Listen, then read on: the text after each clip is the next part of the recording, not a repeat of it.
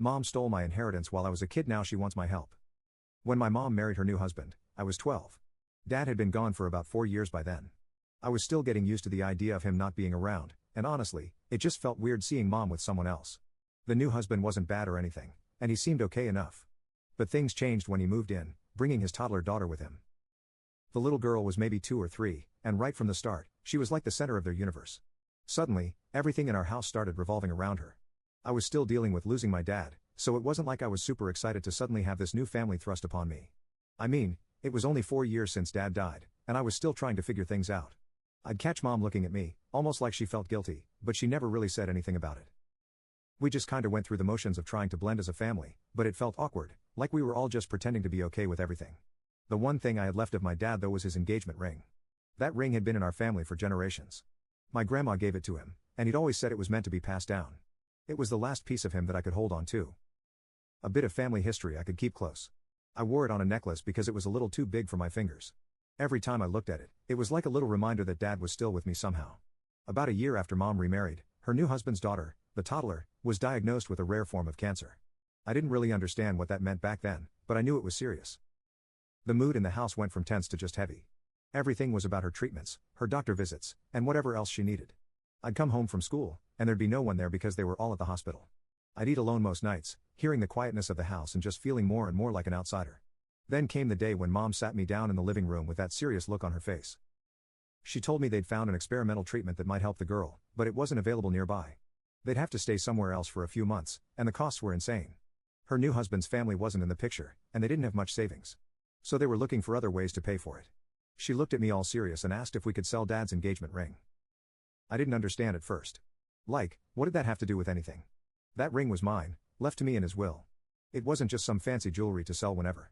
It was like the only thing I had left of him. When I told her that, she sighed, then said something like, "This treatment could save her life.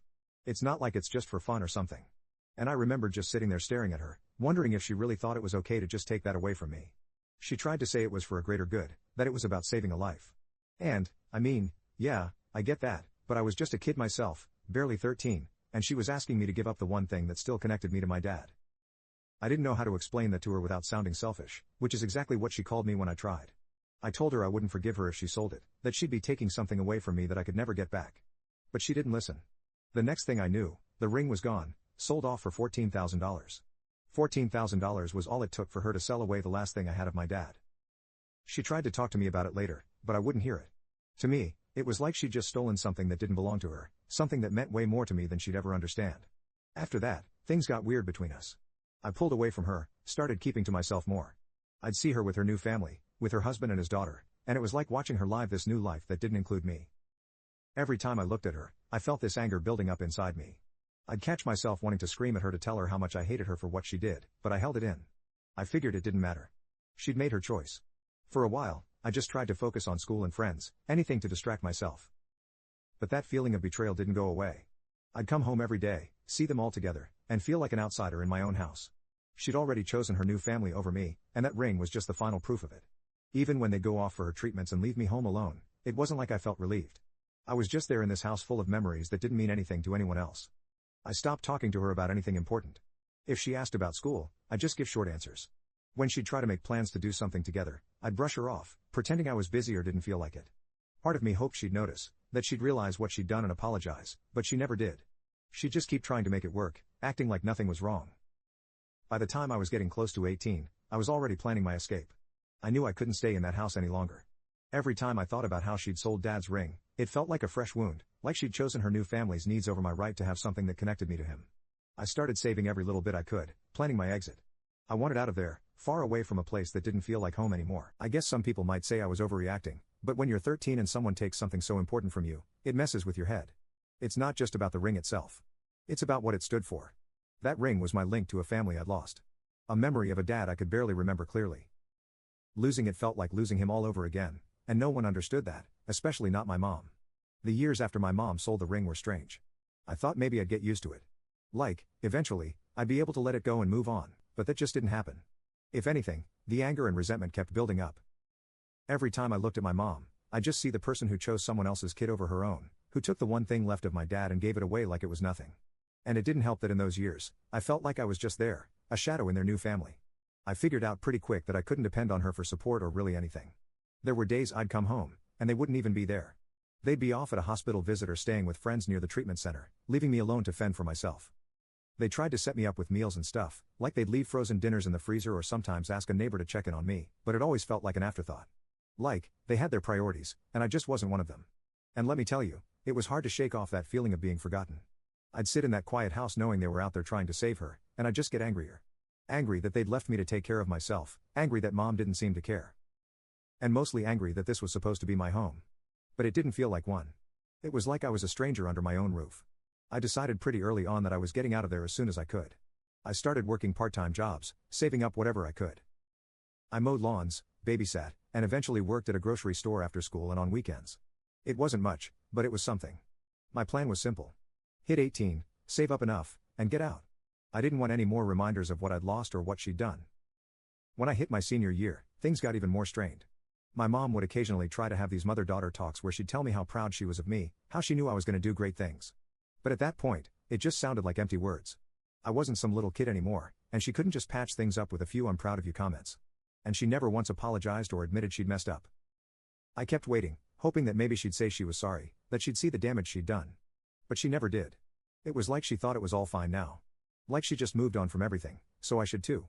I remember one day she tried to talk to me about college. She asked if I'd thought about where I wanted to go or what I wanted to study. I shrugged her off, told her I didn't know yet. The truth was, I didn't want to talk to her about my future because, in my mind, she wasn't really part of it. I was planning to move out, start my life on my own terms, and I didn't want her involved. I'd been on my own for so long. I'd learned how to be independent, and the thought of her trying to play mom now just felt insulting. As graduation got closer, the tension between us was at an all-time high. She kept trying to act like everything was normal, like we were just a regular mother and daughter dealing with typical teen parent issues, but we weren't, not by a long shot. I couldn't even look at her without feeling that same flash of anger. And I think she knew it because she'd look at me sometimes with this sad, almost defeated expression, like she knew she'd lost something but couldn't figure out what. I saved every penny I could from my jobs, determined to leave as soon as I could. I didn't care where I'd go, just that it would be somewhere I could finally breathe, somewhere I didn't have to keep living in this strange shadow of a family.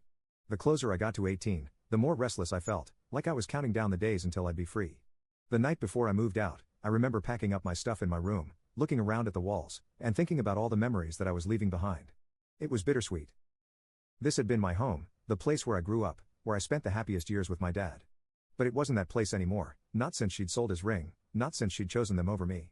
Mom tried to talk to me before I left. She stood there in the doorway, hands in her pockets, looking like she wanted to say something profound. But all she managed was, "I know we've had our differences, but you'll always be my daughter." I just nodded, gave her this forced smile, and didn't say anything back. I didn't want to get into it with her, didn't want to drag out the goodbye. In my head, she'd lost the right to call me her daughter the moment she sold that ring. So I packed my stuff, threw my bags in the car, and left without looking back. I'd saved up enough to get a small apartment. It wasn't much, just a cramped little place with barely enough room to swing a cat, but it was mine. And that meant everything. For the first time in years, I felt like I could finally breathe. There was no constant reminder of the family I'd lost or the betrayal I'd felt. It was just me, my space, and the chance to start over. At first, being on my own was weird. I'd spent so many years fending for myself that actual independence felt surreal. But as the days passed, I started settling into a routine. I'd wake up, go to work, come home, and it felt good, peaceful even. I didn't have to worry about mom or her new family. I didn't have to deal with their drama or the constant reminders of what had happened. Of course, mom tried to stay in touch. She'd call occasionally, leave these long voicemails asking how I was doing, telling me she missed me. I ignored most of them. Sometimes I'd listen, but only out of curiosity. Part of me kept waiting for her to say she was sorry, that she'd realized she'd messed up and wanted to make things right, but that apology never came. It was always the same old, "I miss you," or "I just want to hear from you." Like, she couldn't understand why I'd left or why I didn't want to talk to her. After a few months, I got my first real job, something that paid enough to let me keep the apartment and cover my bills. Life was simple, and I liked it that way. I didn't need anyone's pity or help. I'd made it on my own, and I was proud of that.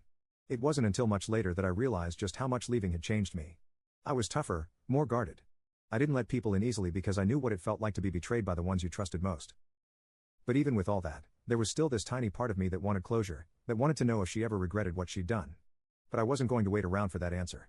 I'd spent too long waiting on her to do the right thing, to be the mom I needed. I was done with that. Moving out wasn't just about getting my own space. It was about finally letting go of everything that had held me back. And as far as I was concerned, that was the best decision I'd ever made. I'd been on my own for a while by then. I got used to the peace, the independence, and, honestly, I didn't miss them. There was a certain freedom in being able to live without constantly thinking about family drama or wondering if mom would ever apologize. I was finally past it, or at least I thought I was. Then one day, completely out of the blue, I get a call from my mom. I'd almost forgotten what it sounded like when she said, "Hi, kiddo," in that awkward, fake cheerful voice she used whenever she had bad news. She didn't waste any time before diving into the reason for her call, telling me her husband's daughter was sick again, that the cancer was back. She sounded strained, like she was already bracing herself for what she'd have to ask. And I knew deep down that there was only one reason she'd reach out after all this time. Turns out I was right. After all these years, she was asking for money. My own mom was calling me, not to apologize, not to make things right, but to ask for a handout to help her new family. She gave me this whole speech about how they were drowning in medical bills, how things were tight, and that every little bit would help. She mentioned the money she'd saved up for me before she got remarried. It wasn't a lot, just a few $1,000s she'd set aside for my future back when I was little. But she was hoping I'd pitch in. It felt like a slap to the face. I asked her straight up why she thought I'd want to help after everything. She stumbled over her words, trying to explain that she thought maybe enough time had passed and that surely I didn't still hold a grudge. She said it was for a good cause, that I had the chance to make a difference. Like this was all some noble gesture, not another way for her to bail herself out of the mess she made. I didn't hold back.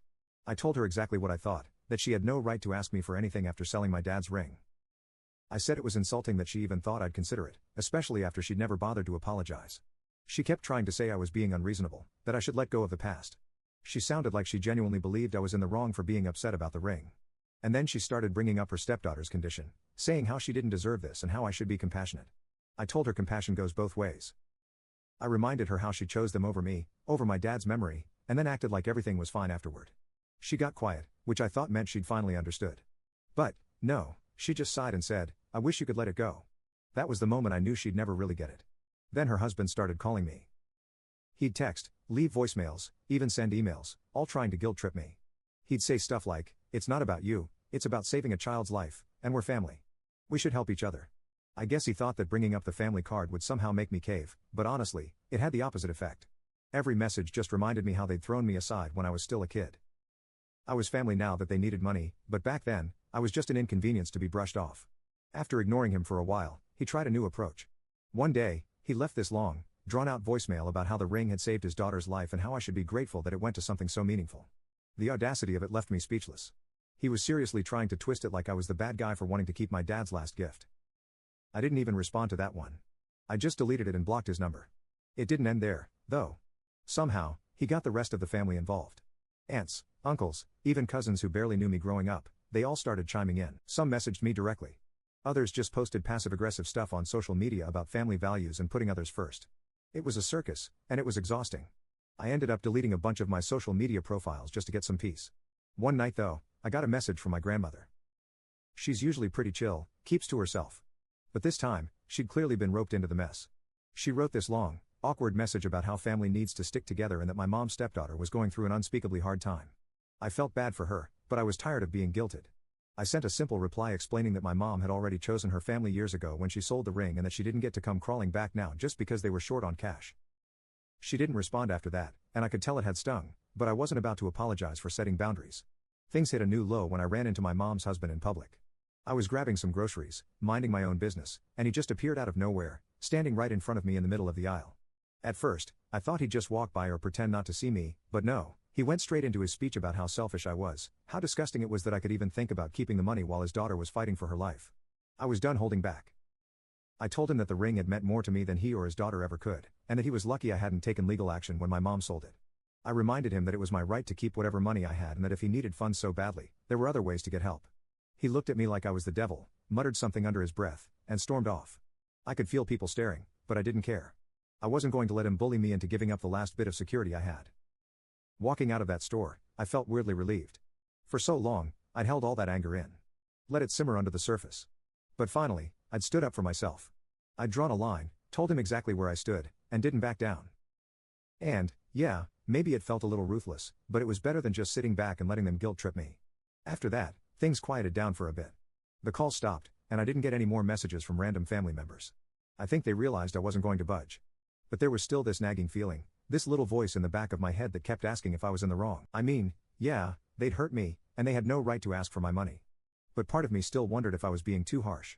Maybe I'd just gotten so used to being angry that I'd forgotten what it was like to feel anything else. It was a hard thing to shake, that guilt. Even though I knew I hadn't done anything wrong, I still couldn't help questioning myself. That's the thing about family. They know exactly where to hit you, where it'll hurt the most. And even when you're standing up for yourself, there's this part of you that wonders if they're right. But in the end, I had to remind myself that I'd spent years putting up with their choices, their disregard for my feelings, and I wasn't going to let them pull me back in. I'd finally started to build a life for myself, and I wasn't about to let them tear that down just because they didn't like my answer. So I stuck to my guns, blocked them again, and moved on. At least, that's what I kept telling myself I was doing. After the grocery store confrontation with my mom's husband, I thought things might finally calm down. I told him straight up how I felt, and I figured that maybe, just maybe, they'd get the message and leave me alone. But if anything, things only got worse. Within a few days, it was like the whole extended family had decided to form some kind of intervention. Everyone suddenly had an opinion on what I should do and how I needed to make things right. I'd see these random texts from family members I hadn't heard from in years, all talking about how family helps family. A few of them went on about how unforgiving I was being and that grudges only poison the person holding them. It felt like they were reading from the same script, probably fed by my mom or her husband. It was like they turned me into the villain, the person who was too cold-hearted to help a sick child, which wasn't even close to the truth. The worst part was when they started tagging me in posts on social media. I'd see these guilt-trippy quotes on my feed, like, "When we're gone, all we have is family," or "A heart that forgives is a heart that heals." I'd roll my eyes so hard I could practically see my own brain. Eventually, I decided to delete a bunch of them. I didn't need that kind of pressure or manipulation. But, of course, that led to more drama with people messaging me saying stuff like, "How could you delete me? You're acting like a stranger to your own family." It got so ridiculous that I just started ignoring everything, but they kept pushing. A few days later, I got a long email from my mom's sister, who I barely spoke to even before all this. She wrote about how family was all we had in this world and that I should show some compassion. She actually had the nerve to tell me that I was too young to understand, as if I hadn't lived through my own experience and had my own feelings about it. It was like no one could see my side, like I was just supposed to put aside years of hurt and betrayal because they suddenly decided it was convenient. But the thing that really set me off was a group message from my mom's parents. My grandparents were always a little distant with me, mostly because they'd been close to my mom's husband from the beginning and thought he'd breathed new life into her after my dad passed away. They basically saw him as a savior and acted like his daughter was just as much their granddaughter as I was. But in this message, they took it a step further. They wrote about how they understood that I was still hurt, but that I needed to let go of the past. They talked about how my mom's stepdaughter was like family and how as her older sibling, I had a responsibility to support her during this hard time. They finished it off by saying, "We know your dad would want you to do the right thing." That was it for me. That last line about my dad was like a punch to the gut. Here they were, using my dad's memory, something they barely respected in the first place, to try to guilt me into giving them money. I remember just staring at the screen, feeling this mix of rage and sadness. It was like they didn't just take away the last piece of him when they sold the ring. Now they were dragging his memory into this mess just to make me feel guilty. I sat down that night and wrote out a response. I wasn't going to keep quiet anymore. I told them that they had no right to bring my dad into this, that they had no idea what he would have wanted because they barely acknowledged him after he was gone. I reminded them that the ring had been mine and mine alone, and that my mom had no right to sell it. I laid it all out, the hurt, the betrayal, everything.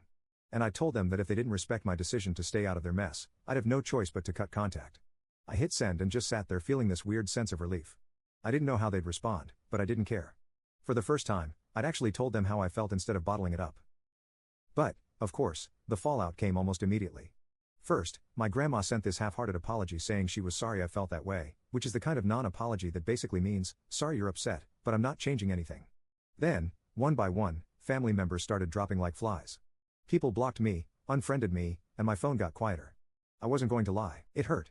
But it was also like a weight lifting off my shoulders. I didn't have to keep defending myself or dealing with the constant manipulation. Then my mom showed up at my door. I hadn't seen her in months, maybe a year by that point. I wasn't expecting it. So when I opened the door and saw her standing there, I froze. She looked older, more worn down, like all the drama had taken a toll on her. But the second she opened her mouth, I knew she hadn't come to make things right. "I thought you'd at least have the decency to talk to me face to face," she said, looking around like she didn't really want to be there. I crossed my arms, leaning against the door frame. "Talk about what? You made your choice a long time ago," she sighed like I was the one being unreasonable. "I'm doing everything I can to help your sister," she said. That word, sister, made my blood boil. I told her flat out that she wasn't my sister, that she was her husband's daughter, and nothing more. She looked at me like I'd slapped her, but I wasn't about to back down. After all this time, I wasn't going to let her rewrite history just because it suited her. "Why can't you just let it go?" she asked, shaking her head. "You're holding on to a grudge over a ring." "It wasn't just a ring," I snapped. "It was Dad's ring, and you sold it like it was nothing. And now you're coming back for more, acting like I owe you something." We stood there in silence for what felt like forever. Finally, she just looked down, sighed, and said, "You're not the person I raised." I laughed at that, a short bitter laugh. "No. I'm not. I'm the person you ignored for years while you built a new life with your new family. And now that it's falling apart, you're looking to me to fix it. I'm done, Mom. I'm done being your backup plan." Without another word, I stepped back, closed the door, and locked it. I watched from the window as she just stood there for a minute, looking lost, like she couldn't believe what had just happened. Eventually, she turned and walked away. Her shoulders slumped. It should have felt satisfying, maybe even triumphant, but it didn't. It just felt final. I sat down in my apartment feeling this strange mix of relief and sadness. It was like a chapter of my life had just ended, and I wasn't sure what would come next. But I knew one thing. I wasn't going to let her or anyone else guilt me into being part of their drama again. I'd fought too hard to get to where I was, and I wasn't about to let them drag me back down. For the first time, I actually felt free. I wasn't tangled up in their expectations or guilt trips anymore. I could just focus on myself, on moving forward. And while part of me would probably always wish things had been different, I knew I'd made the right choice. After shutting the door on my mom, it was like everything finally fell into place. For the first time in years, I didn't have that constant feeling of waiting for something, some apology or acknowledgement that was never going to come. I told her exactly how I felt, let it all out, and ended it on my own terms. And for the first time, I was genuinely done. The silence that followed was almost unsettling at first. After all the calls, messages, and guilt trips, I'd gotten used to the constant background noise of family drama. But now there was just peace. No random phone calls. No passive-aggressive social media posts from distant relatives. No one telling me how I was supposed to feel. Just me, my little apartment, and the life I'd built for myself. Of course, even with all that freedom, the doubts crept in sometimes. It's hard to walk away from people you've known your whole life no matter how much pain they caused. I'd think back to holidays or random weekends, the times my mom would actually be around, and I'd get hit with that weird feeling of nostalgia mixed with regret. But then I'd remember the last few years, the constant betrayal, and I'd snap out of it. I'd remind myself that I didn't need them to be happy. Work helped a lot. I threw myself into my job, put in the hours, and tried to build something for myself. And as time went on, I started making new friends, people who had no idea about all the drama and didn't look at me like I was the estranged daughter or the girl with family issues. It was refreshing, and it felt like I could finally move on without the weight of my past hanging over me. About a month after my last confrontation with my mom, I got a message from my aunt, one of the few people who hadn't picked a side in the whole mess. She'd always been a bit of a neutral party, someone who'd send a quick text on my birthday or check in every now and then, but never too involved. She said she just wanted to make sure I was doing all right, especially after all the family stuff. Part of me wanted to ignore it. Just let sleeping dogs lie. But another part of me was curious. So I messaged her back, keeping it casual. I told her things were fine, that I was focusing on work and keeping my distance from all the drama. She replied with a lot of "I understand," and that must have been hard, which felt a bit like she was trying to avoid saying too much. Then out of nowhere, she dropped a bombshell. Apparently, my mom and her husband had hit a financial rough patch. Between the medical bills, their other expenses, and whatever else they've been dealing with, they were stretched thin. My aunt didn't go into details, but she hinted that they were struggling more than I'd realized. They'd even put their house up for sale, probably to cover whatever debt they'd racked up from the treatments and everything else. Hearing that should have made me feel something. Maybe a bit of pity, maybe satisfaction, maybe even a pang of guilt, but honestly, I just felt nothing. It was like I'd reached the end of a story I'd stopped caring about a long time ago. I didn't wish them any harm, but I wasn't going to go running back to help them either. They'd made their choices, just like I'd made mine. My aunt wrapped up her message with, "I thought you should know. It's still family after all." And that part stuck with me for a while. What does family even mean when they treat you like an afterthought? When they only reach out because they need something, not because they actually care about you. I realized that just because we shared blood didn't mean I owed them anything. Family wasn't just about DNA. It was about people who actually had your back, who respected you and valued you, and that wasn't them. In the months that followed, I put my focus back on the people who had been there for me. My friends, the distant relatives who actually checked in out of genuine care, not out of obligation. I started to see that the family I chose was worth so much more than the one I was born into. My mom and her husband had taken enough from me over the years. I wasn't going to let them take my peace too. Eventually, the calls and messages faded completely. I guess they finally realized that I wasn't going to be their fallback, that they couldn't keep me on the hook with guilt or family loyalty, and I was okay with that. I'd spent too many years trying to be the daughter they wanted, waiting for them to see me, to value me. But those days were over. I was done waiting for something that was never coming. Sometimes people would ask me about my family, new friends, coworkers, people who didn't know the whole story. They'd say things like, "Are you close with your parents? Or do you have any siblings?" And I'd just smile and give a simple answer. "No. It's just me." It was easier that way, and it felt right. I didn't need to explain the whole backstory or dive into all the drama. All they needed to know was that I was okay on my own. And honestly, I was more than okay. For the first time in my life, I felt like I was finally living for myself, not constantly looking over my shoulder, wondering if my mom would finally come around. I didn't need her approval or her apologies. I'd given myself permission to let go, to move on, and that was all the closure I needed. By the time the year rolled around, I'd created a life that was entirely mine. My career was going well. I had a close-knit group of friends who felt more like family than my own ever did, and I'd finally found peace with everything that had happened. I wasn't angry anymore. I wasn't hurt. I'd gone through it all, felt every bit of that pain, and come out stronger on the other side. Looking back, I realized that losing them had actually set me free. It forced me to find strength I didn't know I had, to stand up for myself in ways I never thought I could. And while it hadn't been easy, it was worth it. I was finally living on my own terms with people who actually cared about me. So here I am now, finally closing that chapter for good. No more wondering what if, no more waiting for apologies that would never come. Just me, living my life, free from all the weight I'd carried for so long. I may not have the family I once imagined, but I have a life I can be proud of, and that's enough for me.